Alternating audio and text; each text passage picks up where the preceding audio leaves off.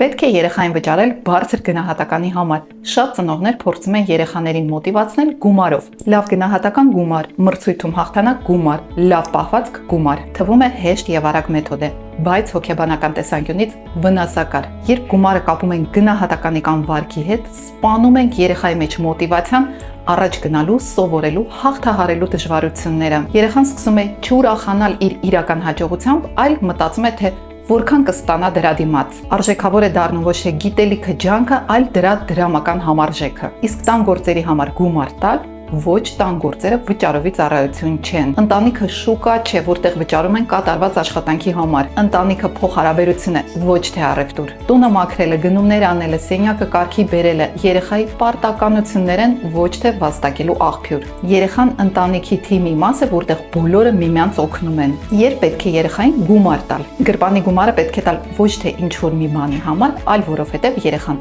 ընտանիքի անդամ է։ Գրպանի գումարը երեխային սովորեցնում է գումար կառավարել, պլանավորել ծախսերը, պատասխանատվություն կրել իր ընտրությունների համար։ Երեխային գումար տրամադրելը չպետք է կախված լինի գնահատականից, լավ պահվածքից, մրցույթներին մասնակցելուց կամ ծնողին հաճելի լինելուց։ Ես կանակենտրոնի տնօրեն հոգեբան Էլիզա Մանուկյանն եմ։ Սիրելի ծնողներ, մանկական հոգեբանության նրբությունները հաշվի առնելով 9 տարի շարունակ արդյունավետ դասապատրաստում ենք կազմակերպում։ Եթե ձեր աշակերտը դպրոց 2-րդ հերթով է հաճախում, գրանցեք կանակենտրոնական մասնաճյուղը։ Մենք պարապում ենք եւ ուղեկցում երեխային դպրոց։ Արդյունավետ դասապատրաստում իրականացնում ենք նաեւ Դավթաշենի մեր մասնաճյուղում։ Կարող եք դիմել նաեւ առանձին առարկաներ պարապելու համար։ Մենք on-line պարապում ենք անգլերենով մաթեմատիկա, հայոց լեզու, շախմատ, այլ առարկաներ։ Դիմեք նշված հեռախոսահամարներով։